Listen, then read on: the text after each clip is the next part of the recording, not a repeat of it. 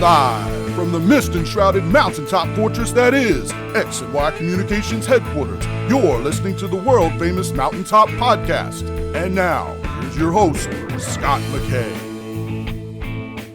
All right, gentlemen, how's it going? Welcome to yet another episode of the world-famous Mountaintop Podcast. As always, I am your host, Scott McKay, and today we're going to talk about something that has never been covered on this show before, and yet it is a fascinating topic.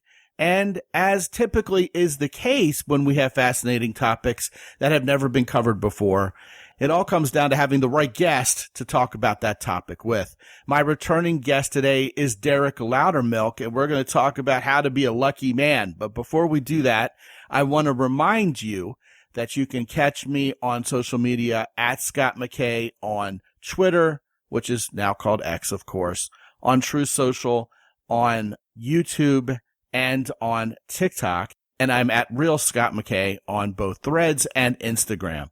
If you guys haven't visited mountaintoppodcast.com in a while, we got new goodies there for you, as you know, we typically tend to do. We add things there all the time. And also the Facebook group is the Mountaintop Summit. We hope you'll join us there.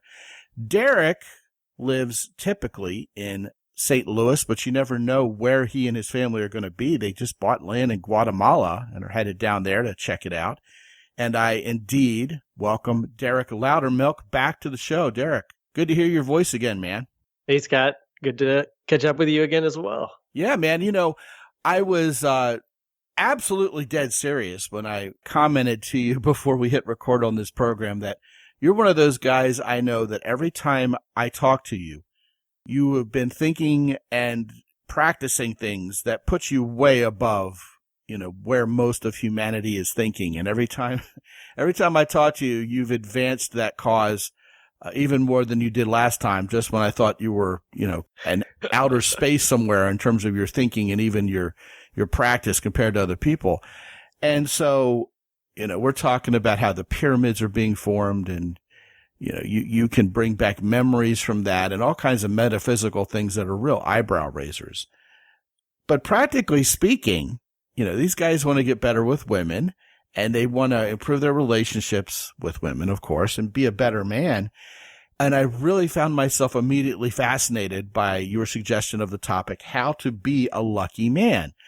And, you know, we're going to talk about retrocausality, which is a fancy buzzword for something you've been, you know, thinking about that nobody even ever dreams to even consider, you know, because that'll be a lot of fun.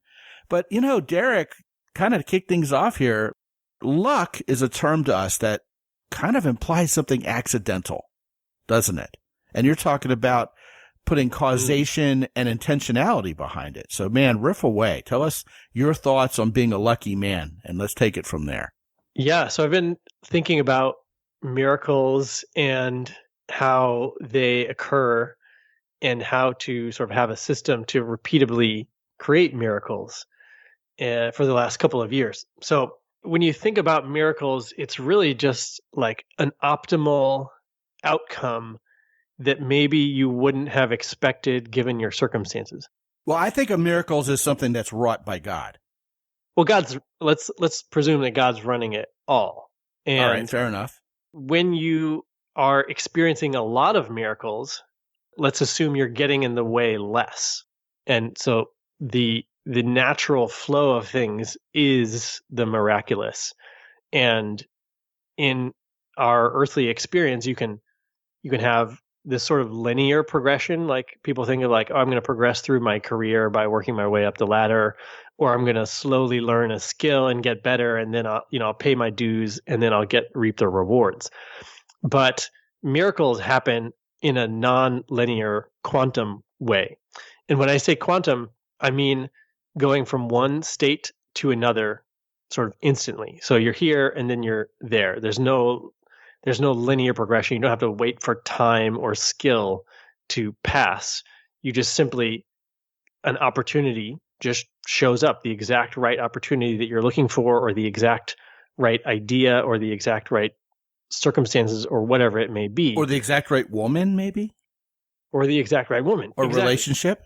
Yeah, you could go from, let's take a dating scenario, you could go from all of a sudden not meeting the right person over and over to being surrounded by lots of people who would fit the right characteristics for you. And that wouldn't take necessarily you putting in several years of work, but it would take, for example, getting very clear on exactly what the miracle is going to be like, and then sort of getting out of the way to let it happen. A lot of times we slow down miracles because we are placing our attention in the wrong places. We're getting sidetracked by media or by our worries in life or any of these other things.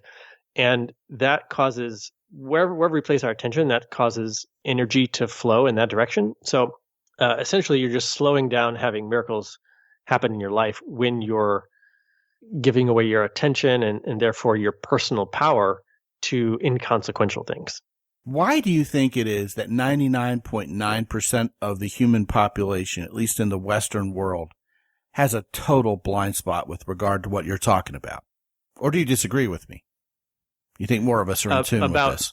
About how we place our attention. It seems like people get so involved with the minutia and the, noise, for lack of a better way to put it, in life that they just start losing self-awareness. They start losing themselves.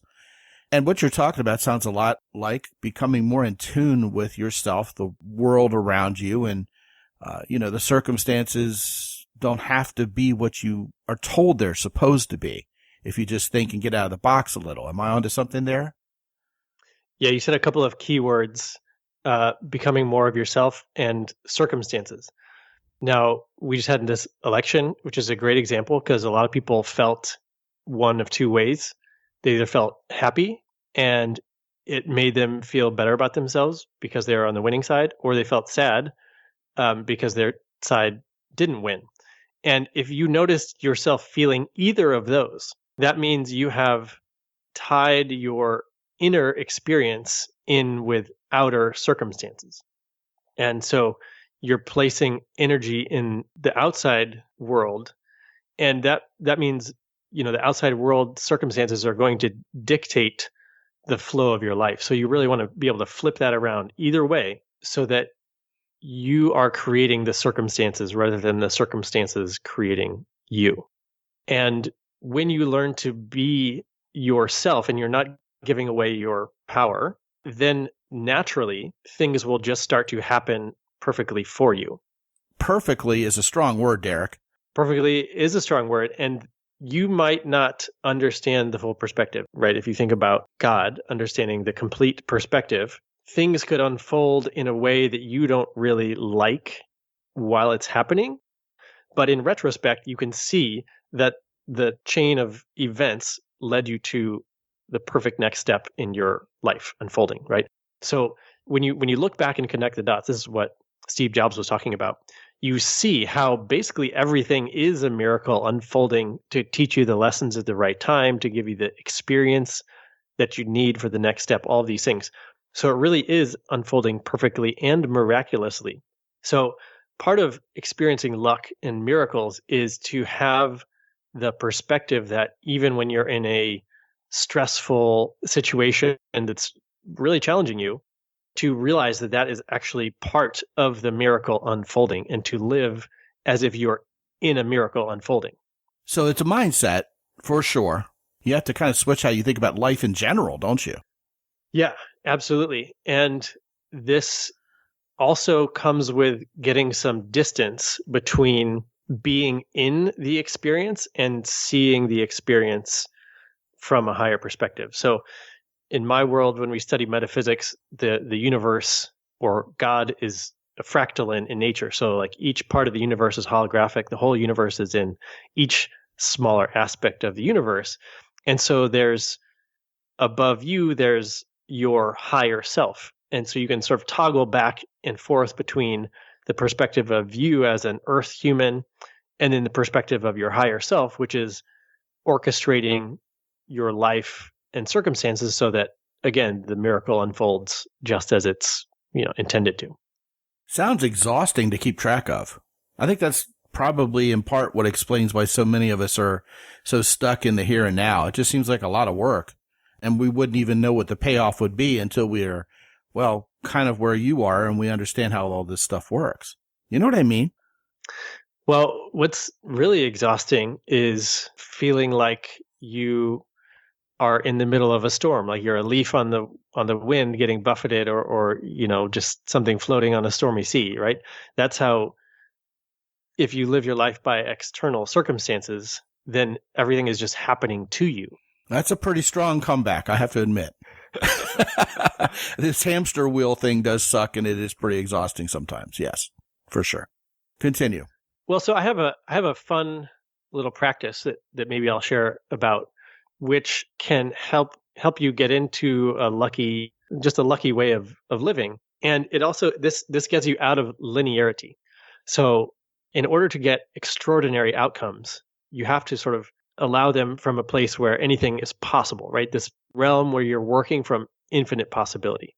So the realm of quantum potential, where you can go from one state to any other state. And this practice is called unreasonable requests. And it's actually really fun. It's kind of a game you can play where you basically force yourself to ask for things that you would expect somebody to say no to. So the first time I tried this was when I was living in Bali, and it was my birthday. And I decided I wanted to have a birthday party fundraiser for a local charity there.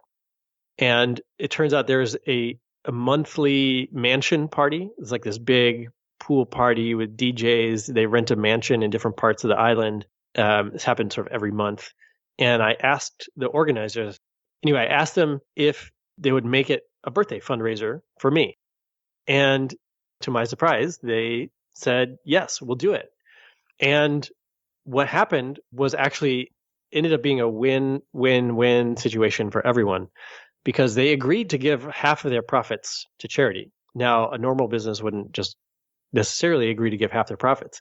But because we advertised it as this birthday party for charity, a lot more people came. I think this was the biggest one they had. There was like 320 people. And it turned out to be the biggest birthday party I've ever had as well. And we ended up raising, in Indonesian money, like millions of rupiah for charity, which is like thousands of US dollars. But okay. So it had all these amazing results. Basically, like everyone there was like, hey, it's your birthday. That's so amazing. And I got to experience a birthday party like I've never experienced before. We raised all this money for charity. The event itself got all this extra exposure. And basically, this was just from me sort of asking for something unexpected. And so you can do this as well. You can do this as a daily or a weekly practice, where you make unreasonable requests a daily practice or a weekly practice. Another example that I did, which was not quite so elaborate as the birthday party, was we were at this concert. It was a outdoor sort of chamber music, but outside in the woods, kind of a new idea in classical music. Anyway, they were playing these giant alpine horns. The horns are like 15 feet long, and you've probably seen them in movies or something where they're like kind of like Ricola, those ones. The Ricola ones. Yeah. So anyway, I went up to the guy playing this afterwards. I was like, oh my gosh, that's so cool. Can I play this horn? And he kind of looked around like, I'm not supposed to let you do this, but he's like, sure. And so I played it. I got to, made this huge noise, and it was amazing. And everyone else looked over and saw me playing it, and they came up and they're like, hey, can we play it too? And he's like, no, nobody else can touch this. Enough's enough. Yeah. It was because I just asked, and he said yes. And I wasn't expecting that, but I would have been fine if he said no, right? Like, don't put your mouth on my instrument. That's totally fine. This will change basically the feedback loop with how you deal with reality. Okay. So a lot of times we are experiencing the same thing from one day to the next. But did you know that we're actually rendering reality in real time? So the latest research in physics basically proves that we are creating physical reality moment to moment. Partly this happens through our pineal and pituitary glands, but it's kind of like in a video game. When you turn the corner of a video game, there's like the rest of the building, but it wasn't there before because it's rendering in real time. So that's how reality is being created by all of us together. And so when you start to do these unexpected things, like these unreasonable requests, then you can abruptly have reality be created in a new way. That is, your days become more different than they were before. So this is a technique actually to shape physical reality based on how you're choosing to react in a sort of an unpredictable way to the existing experience that you're having. You know what's interesting about talking to you, and I mean that in the true sense of the word, Derek, is every time you utter the phrase, "Did you know?" I already know I don't. The answer's already no. Of course I haven't. I don't. I have no idea what you're about to say, and I probably will have never thought of it before even. So I always just brace myself whenever you say, "Did you know?" And I'm bracing myself for something amazing. So I'm really enjoying this conversation. I want to comment on something here. Mm-hmm. I think most of us in life understand that if we don't ask for it, we're not going to get it. And sometimes you get what you ask for. And I think most people can, point to a random example here and there in their life. Like last week, we got Emily's car back from just a lot of hail damage, and the paint and body shop guy is a good dude, and we've worked with him before. So we're turning business, and we've, sent people to him because he does amazing work and is very honest about it. And we've left him reviews and stuff, so he knows us. And they just gotten this massive windfall of money from our insurance company, and it was time to pay a $250 deductible. And Emily was reaching to get her credit card out. And I said, "Hey, we've kind of done a lot of business with you guys, and we've sent you guys a few folks. Can we just waive that?" And Emily's looking at me like, "Yeah, sure." He goes, "Yeah, no problem. I'll talk to my boss." So $250 just for asking, right? We were expecting to have to pay that. And we were told we would have to pay that. But, forget about it. He was in a good mood. I was in a good mood. And I basically manifested myself $250. But it wasn't really supernatural. It's just two dudes working together. That's how dudes do deals, right? But that's tiny. That's not this massive cataclysmic metaphysical shift in the entire future of my life because I dared to dream bigger. You know what I mean? Well, you can trivialize it, but is there a butterfly effect to that? Yeah, it's you're practicing being a certain way. Another part of how the world and your circumstances and the material, world that you experience comes into being is you inhabit a certain frequency, right? And this is an emotional state-based frequency. So, so you actually were inhabiting a frequency state. And so what you're actually doing was you were creating that experience from a certain frequency of emotion. So you and the auto body shop, right? Both of you guys were probably feeling joyful, collaborative, enthusiastic, friendly, all of these nice feeling states. But if you were feeling combative, or if you were trying to watch your budget, or if you were, thinking too far ahead about the other tasks that you needed to get done, those are actually much more dense or lower frequency experience state. And so you can actually use, this is a great time to bring up Jesus, right? Because he did a lot of miracles. And when he was doing his miracles, he was in a very heightened state. He was bringing in his awareness of his divinity.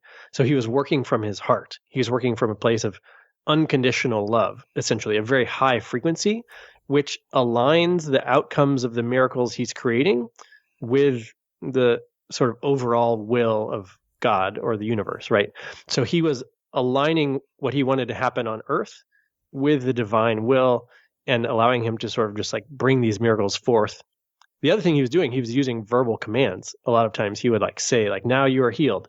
And so just like we're having this practice of where we're asking for things, or we're, verbally speaking them into existence, that's part of what Jesus was doing as well. So you can always look to people that have performed miracles regularly and just see what they're doing and copy it.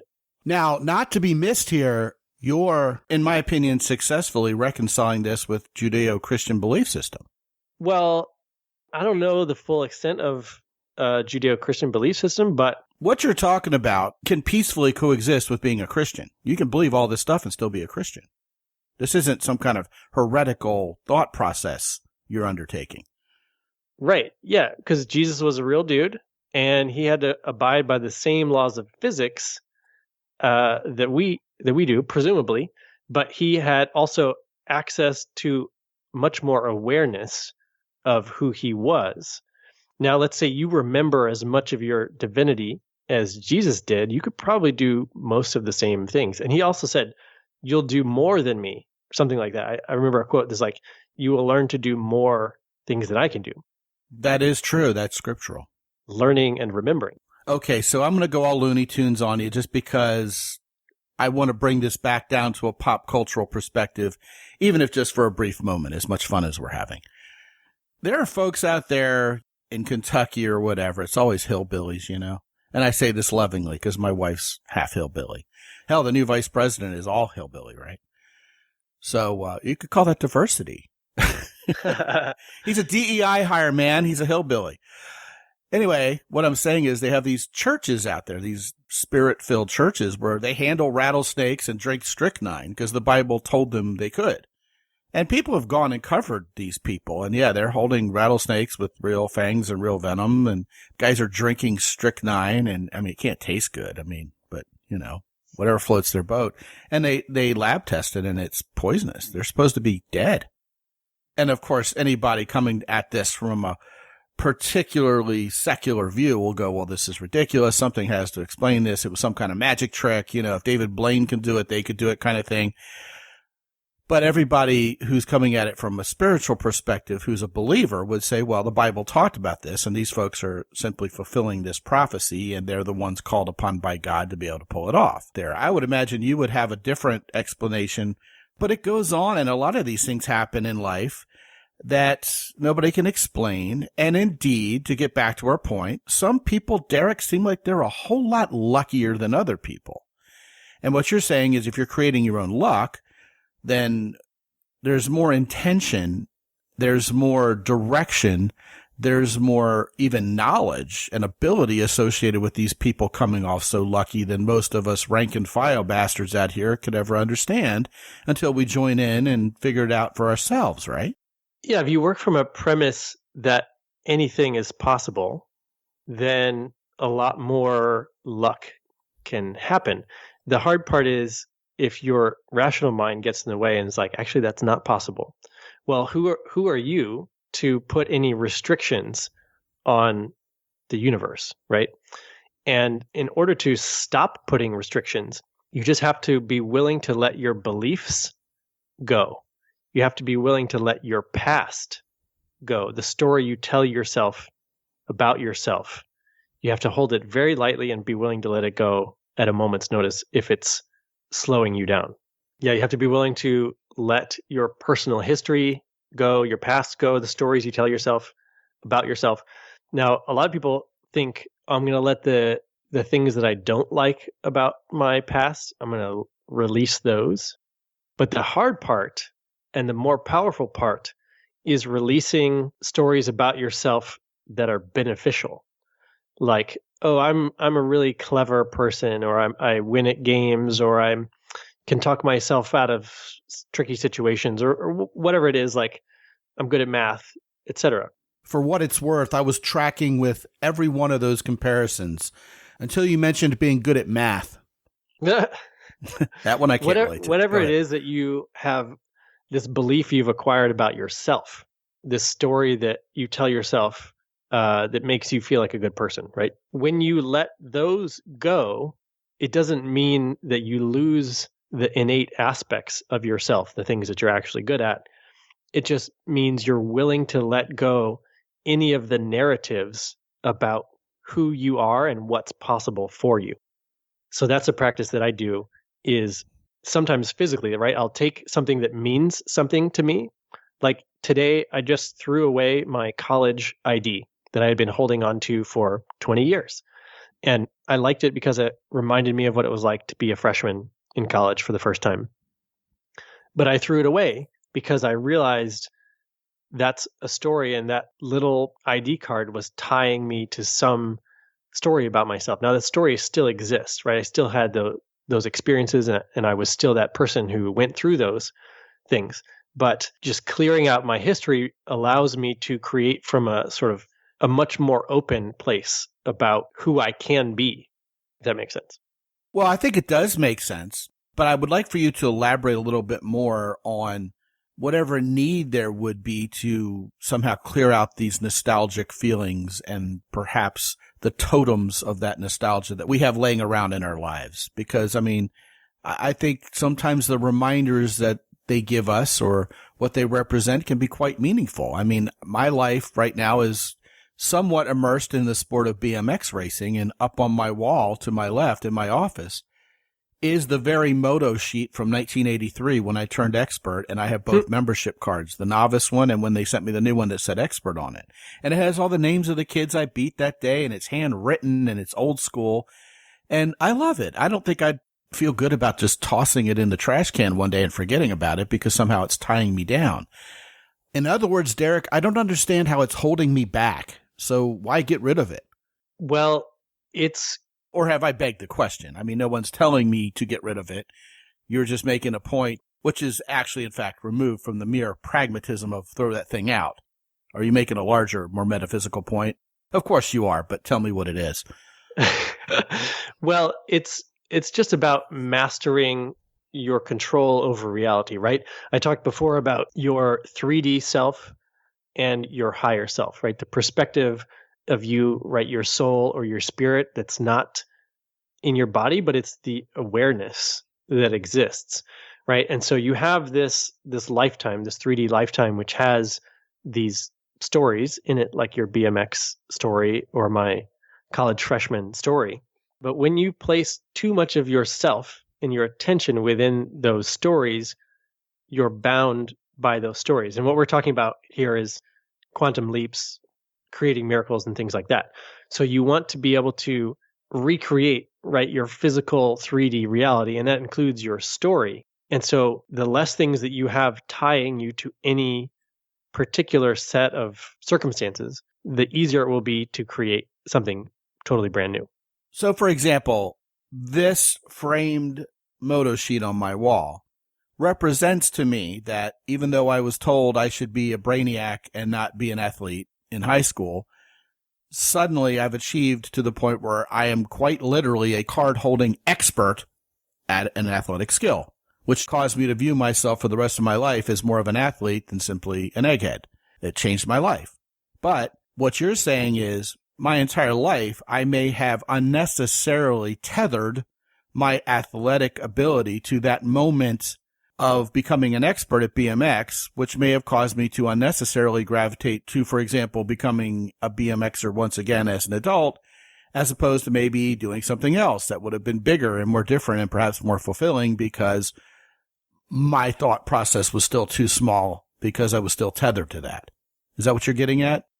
Yeah, exactly. So it's totally fine, but it does have limitations. And I would also say that the other part of this, right, is our life story, our life trajectory is preceded by sort of spiritual soul contracts. At least this is what I've learned from studying people who have died and then come back to life, and they learn about their soul contracts, that whether or not you were 7 or 9 or 15 when you first became an expert level BMX person, if that was part of a soul contract for you to go through that experience and learn that lesson, then you would find your way to that. And you could have the choice presented to you multiple times and eventually decide to take it. So a lot of the key moments in our life seem to be orchestrated in advance by ourselves for our own benefit and experience. But it's the way that God learns about him or herself, or the universe learns about him or herself, is through a whole collection of experiences, right? And so for you to have that experience as Scott McKay, having this epiphany of like, oh my gosh, I can be athletic, that is the real useful nugget for God, is to learn what it's like for you to go through that experience. So no matter what, it's all valuable. It's all fantastic stuff. But if you want, in the context of miracles, you have to start operating less from linear story and more from, again, this sort of quantum infinite potential perspective. Yeah, I'm starting to see how this really does tie into the idea of being lucky, because what you're doing is you're manufacturing a different viewpoint of what your reality would look like. And obviously, unless we're some kind of maniac, we're not going to make that a negative reality. We would like for that to turn out well. We're not all borderline personality disorder people around here who love drama and pain. Most of us would rather be prosperous. Let me bring it back right now to what you said earlier, which was an incredibly profound point that I really haven't heard anybody else make, that I think kind of brings this down to earth for a lot of guys. No matter what you think of this particular election cycle that just happened, whether you're happy or sad, the truth of the matter is, if it's affecting you like that, you are allowing external circumstances to control your life, your being. If you're happy, Donald Trump got elected. If you're sad, Kamala Harris did not. Sad is an understatement. Happy is an understatement for some people, What you're really saying, what you're really announcing to the universe, to use your vernacular, which I'm cool with right now, is this entity, this president of the United States, has control over how my life turns out for the next 4 years and potentially beyond. And what you're saying is, that's total BS. We should just, uncouple ourselves from that vision of reality and realize we're not victims of circumstance here. We create our own luck. We create our own circumstance because we have power within us to do that if we only tap into it. And that's what you're speaking of, right? Yeah. So imagine if you felt totally at peace and enthusiastic zest for life, no matter who's president, right? It also doesn't really affect me, right? Who's president right now of India, for example. And so you've decided to make whoever's president of the country you live in mean a lot more. But if you're working from a state of just sort of peaceful self-expression, then your life is going to unfold with that as a foundation. Would someone in North Korea have limitations relative to what you're talking about that we wouldn't? Well, there's a lot of books that came out of people who were in concentration camps.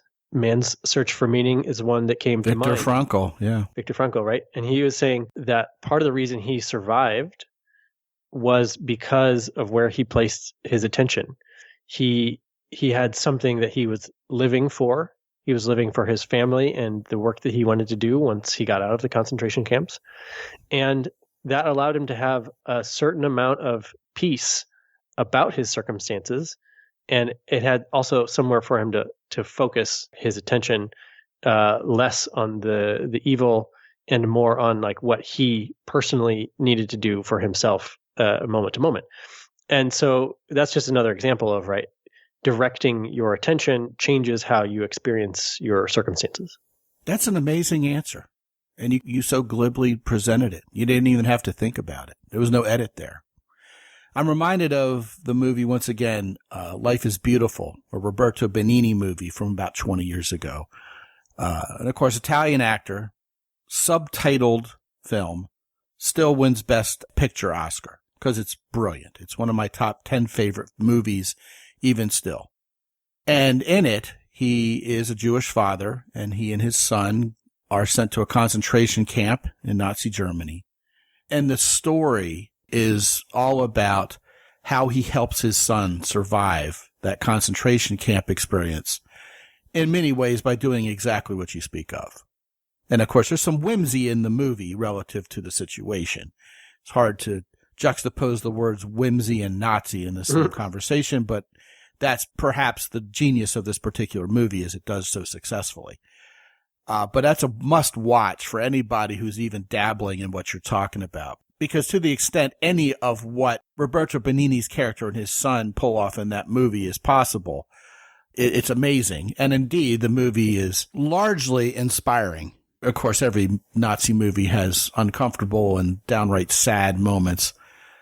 But that is a very inspiring movie. And it's the first thing I thought of, along with Viktor Frankl's book, when you talk about what you talk about.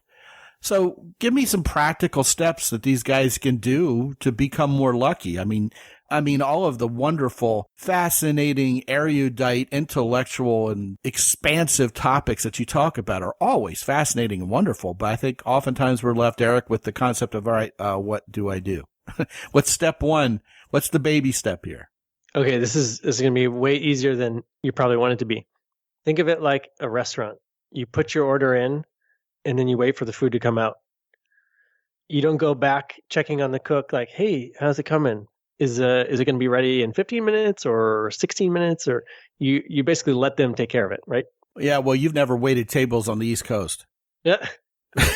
That's exactly how the guys are. Hey, where's my soup? Oh, my goodness. I remember, not to derail you here, but this is relevant.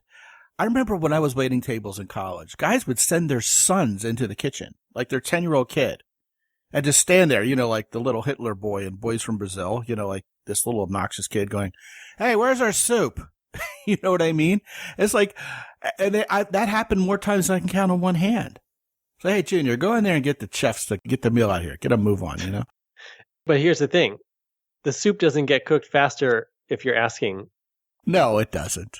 Yeah, actually, that slowed things the hell down. And try to explain that to Dad when he's already a little hot under the collar because he's hangry, because he worked all day and he wants his damn soup, But I'm feeling you. I'm feeling you, dog. Go ahead. Yeah, you're right. So once you put your order in for your miracle, then forget about it, right? You just wait for it to show up. The universe and God are going to cook your miracle in the kitchen for you. And so you don't have to put any more effort into it.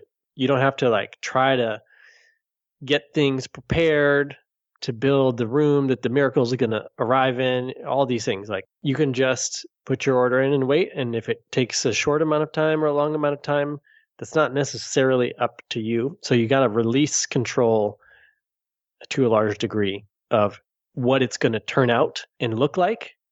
And the other piece, the thing that can actually help you get it faster, is once you've given up worrying about how quickly it's going to get there, go out and lie down on some grass. Because when you talk about grounding things into reality, they're coming from the world of thought, right? You had this idea of this thing you wanted, you asked for the miracle. That's just a concept. It hasn't become physical reality yet. So the best way to ground something from, again, the quantum wave state into the quantum particle state, from non-solid to solid physical reality, is actually to go and lie down on the ground.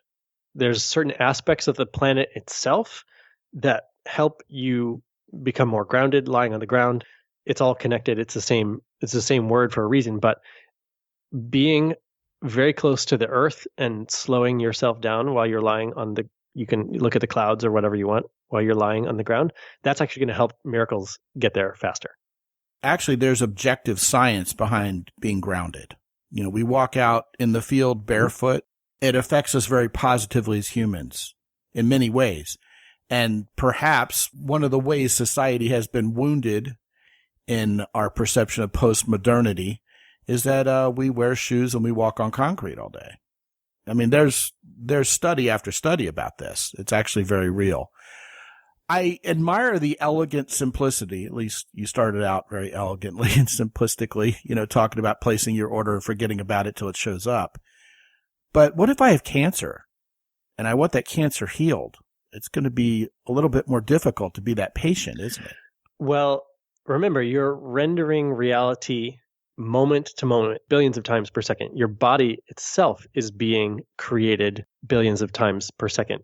And if you're creating it the same way over and over again, based on the story and beliefs that you have, like, oh, I have cancer, now I'm creating a reality where I'm convinced that's the reality and that's what happens.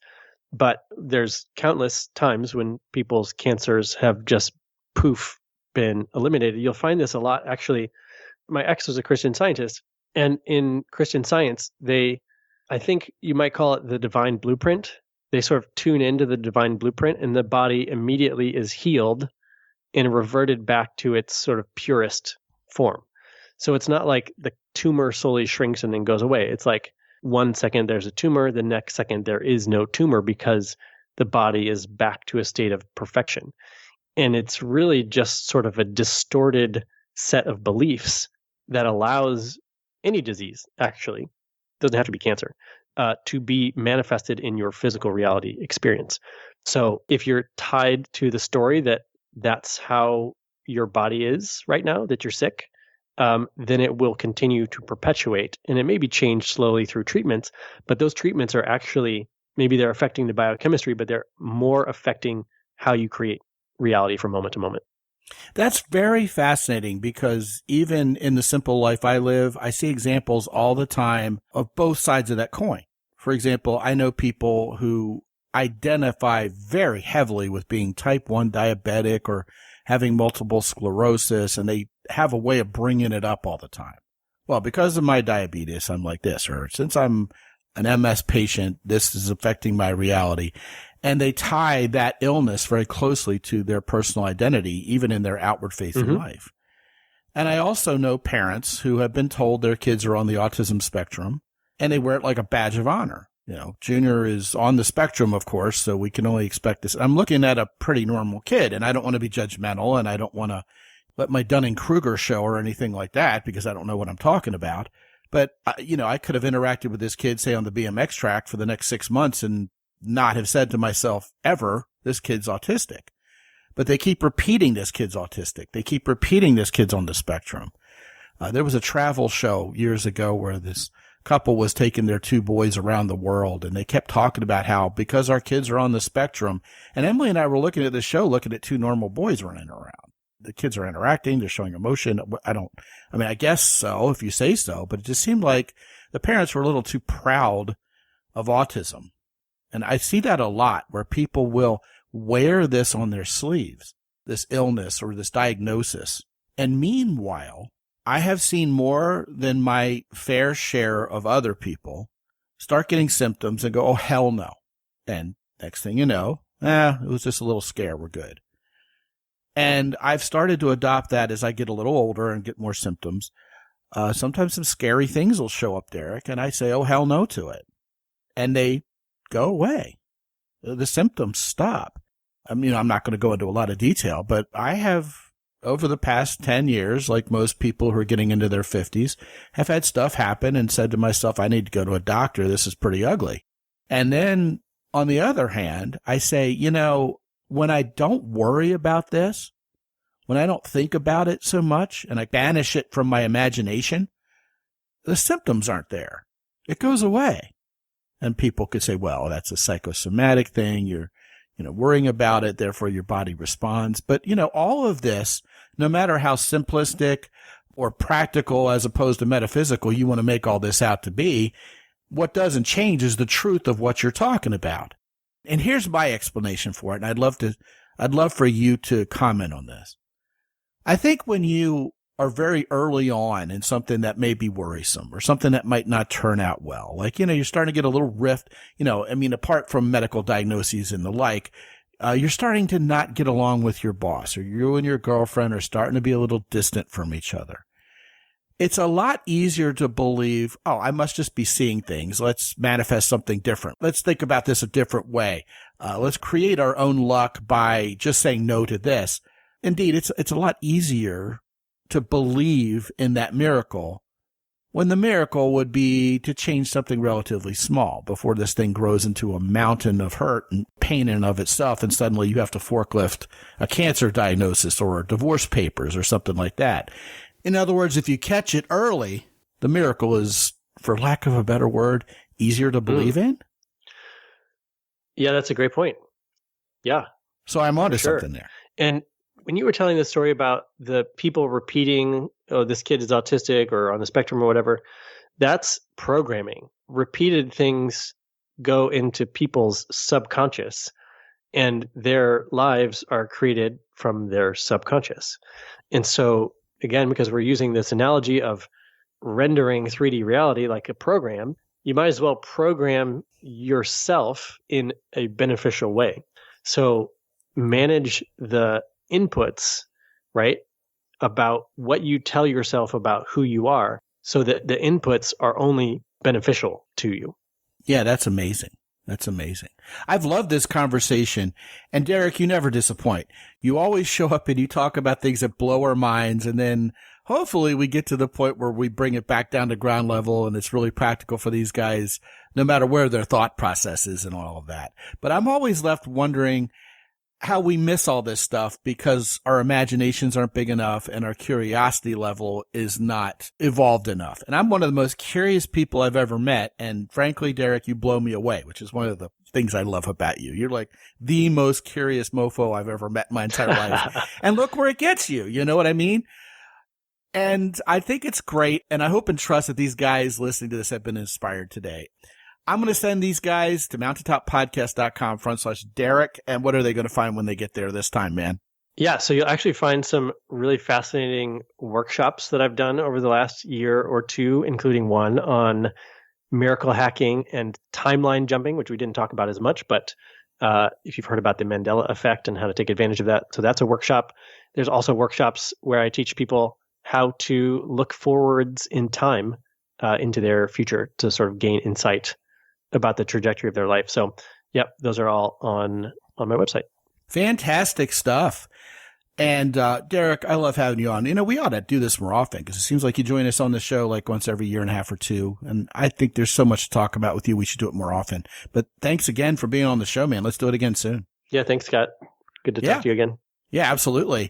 And gentlemen, go to mountaintoppodcast.com, download the free book, Sticking Points Solved. It's all yours when you join my newsletter list. And hey, listen, my newsletter is not annoying. First of all, there's beautiful women at the top of every newsletter, and I am all about making sure that if I have the honor of you opening my newsletter and reading it on the daily basis, then I owe you content. I owe you something that's going to change your life.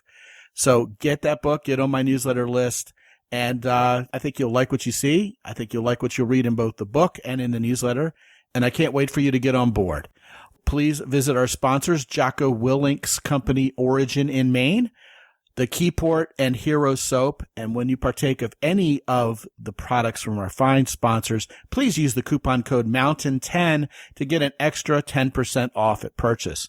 Also, guys, you know, we're coming up to the end of the year here, 2025. We're going to be a quarter of the way through the 21st century. Can you believe that? And it's time to get you the results you want with women. When you talk to me on the phone for 25 minutes or half an hour, we can put a plan of action together in place that gets you on that road sooner than later. It's time. It's time for a lot of you guys to get this part of your life handled. So talk to me for free. And even if it's just you and I talking about what's going on and I get to kind of gain a little bit of an understanding on what's going on with you guys out there nowadays in the world of relating to women, that's fine too. But I guarantee results in advance. When you get on the phone with me, you will leave with something that will help you and empower you for having been on the phone with me for 25 or 30 minutes. You can get on my schedule at mountaintoppodcast.com as well. And until I talk to you again real soon, this is Scott McKay from X&Y Communications in San Antonio, Texas. Be good out there.